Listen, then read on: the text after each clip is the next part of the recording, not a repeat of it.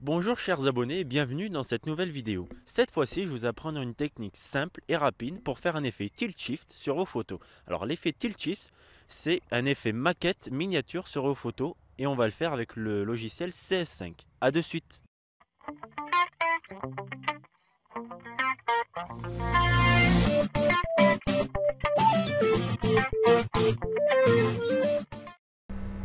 Nous voilà donc sous Photoshop CS5.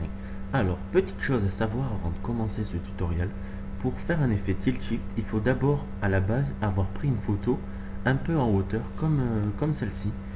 Parce que si vous prenez une photo à hauteur d'homme, vous n'aurez pas vraiment un effet tilt shift. En fait, un effet tilt shift, on va faire comme si on avait pris une maquette qui était posée sur une table. Alors bien entendu, pour faire un effet comme ça, il faut, comme sur celle-ci, avoir une photo prise d'un peu de haut. Voilà. Donc voilà le prérequis à avoir à la prise de vue. Alors, commençons tout de suite. Première chose à faire, vu que quand moi je fais les retouches, j'aime bien être ordonné. Première chose à faire, on va créer un fichier dans lequel toutes les retouches concernant le tilt shift vont être dedans. Alors pour créer un fichier, il faut tout simplement aller sur cette icône, on clique et là on voit groupe 1, c'est notre fichier. Alors on va faire clic droit, propriété du groupe et on va le renommer tilt shift. Voilà, ok, et voilà, on a notre fichier. Donc là-dedans, on va placer toutes les retouches qu'on va faire dans ce tutoriel. Comme ça, vous vous demandez mince lequel des calques que j'ai modifié pour avoir ça, ça va être dans ce fichier. Alors, on va commencer par dupliquer notre photo. Alors, pour dupliquer une photo, comme d'habitude, on clique dessus, on reste cliqué et on va faire glisser sur cette icône. Voilà, on a arrière-plan copie. Maintenant, cette photo, on va la déplacer dans ce fichier. Alors, pour déplacer quelque chose dans un fichier, c'est pareil que pour copier. On reste cliqué, on fait glisser jusque sur le fichier et on lâche et on peut voir que la photo est dans ce fichier. Voilà, donc là on a un peu ordonné les choses. Alors, la première chose à faire, on va cliquer sur cette photo, on va créer tout simplement un masque de fusion. Donc pour créer un masque de fusion, il faut aller sur cette icône, on clique et voilà, on a notre masque de fusion.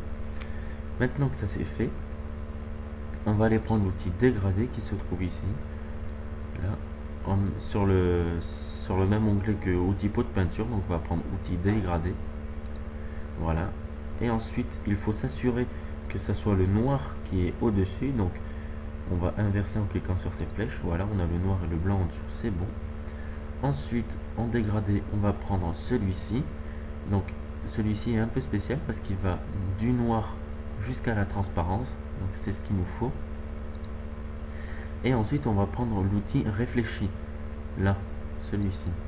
Voilà, alors une fois que vous avez sélectionné tout ça, il faut tout simplement, avec le curseur, aller sur la zone que vous voulez garder nette. Donc moi, par exemple, je vais garder toute cette zone là, ce ponton là, avec les gens là, net. Alors moi, je vais me mettre là, et je vais tracer. Alors comme on peut voir, je peux tracer des diagonales. Sauf que moi, il faut que je trace une ligne bien verticale. Alors petite astuce, pour tracer des lignes droites avec Photoshop, quand vous commencez à tracer, vous appuyez sur la touche Shift de votre clavier et vous restez appuyé.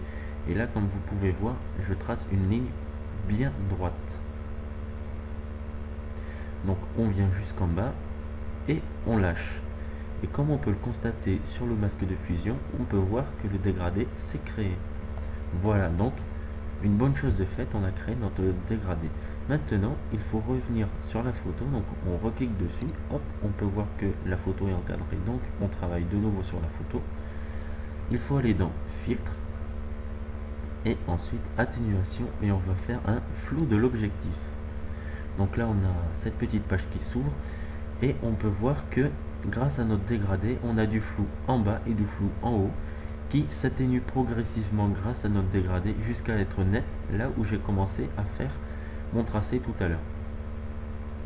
Alors, dans cet outil, il faut, dans profondeur, il faut bien vérifier que source, c'est bien sélectionné masque de fusion.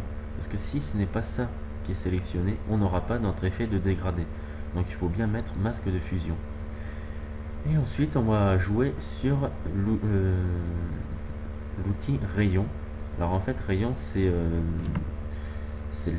l'effet de flou plus ou moins fort. Alors par exemple je vais vous montrer, hop, on va le baisser, on peut voir que le flou est beaucoup moins fort, et si on le monte, le flou est beaucoup plus prononcé. Voilà, là on peut voir que le flou est beaucoup plus prononcé. Donc moi, pour avoir un bon effet, je conseille de le mettre entre 40 et 50. Après c'est à vous de voir suivant votre photo, mais c'est le mieux. Parce qu'après un flou trop prononcé, c'est pas bon non plus. Donc là voilà, j'ai sélectionné mon intensité. Alors, décidément. Donc là j'ai sélectionné mon intensité. Voilà. Maintenant il ne me reste plus qu'à faire OK.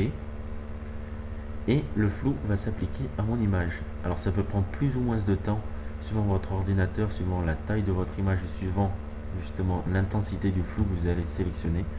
Donc ça prend pour moi quelques minutes. Donc je vais mettre la vidéo en pause et je reviens de suite. Nous revoilà. Alors ça y est, l'effet a fini de s'appliquer. Donc on peut voir qu'on a bien notre flou en haut et notre flou en bas. Alors maintenant, ce qu'on va faire, c'est que on va flouter un peu plus les endroits qui ne sont pas floutés et qui pourtant ne sont pas sur la même plage d'autofocus. Par exemple, je veux là en vrai c'est plus loin, mais pourtant c'est toujours net. Donc ce que je vais faire, c'est que je vais le flouter tout simplement, et ce qui est un peu plus proche aussi, je vais le flouter aussi. Alors pour faire ça, il faut tout simplement recliquer sur notre masque de fusion là où on avait fait le dégradé. Voilà, là il est encadré, donc on l'a sélectionné. On va choisir l'outil pinceau, et là par contre il faut mettre le blanc au dessus et le noir en dessous, comme ceci. Voilà, une fois qu'on a fait ça, alors je vais un peu grandir ma brosse. Voilà, une fois qu'on a fait ça, on va tout simplement passer là où on veut flouter. Comme on peut voir, je floute. Alors les bateaux par exemple, là, je vais un peu l'agrandir encore. Voilà. Hop.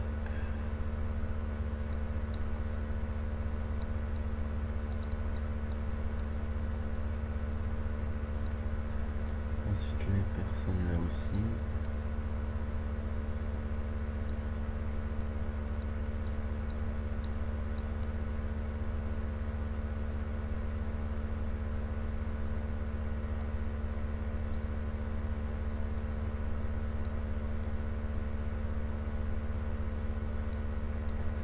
Voilà, c'est mieux. Voilà, là on a, quand on regarde bien l'image là où c'est net, on a vraiment l'impression d'un effet de maquette. Donc là, déjà c'est bon. Alors on pourrait s'arrêter là, mais je ne sais pas si vous avez déjà vu des maquettes, mais en général, les couleurs utilisées pour les maquettes sont plutôt surréalistes. Elles sont pas vraiment naturelles, c'est-à-dire qu'elles sont souvent très saturées. Alors pour vraiment avoir un effet qui va jusqu'au bout des choses, une fois qu'on a fini ça, on va tout simplement, toujours dans le fichier, donc on reste là, alors on va aller sur cette icône, voilà, et on va faire un calque de teinte saturation. Voilà, donc il est bien dans notre fichier, voilà, et dans ce calque, on va tout simplement augmenter la saturation, voilà, comme ceci, et comme ça on a vraiment l'impression qu'on a pris une maquette avec des jouets. Des jouets, en fait c'est plus des personnes ni des bateaux, c'est vraiment des jouets là qu'on a obtenu. Voilà, donc là pour le coup on a fini notre effet, et il est vraiment saisissant. Voilà. Voilà, ce tuto est maintenant terminé, donc je vous invite comme d'habitude à visiter le site pixelist.com ainsi que ma chaîne YouTube où vous pourrez regarder toutes les anciennes vidéos, et je vous invite aussi à vous abonner pour être informé dès qu'une nouvelle vidéo est mise en ligne. A bientôt!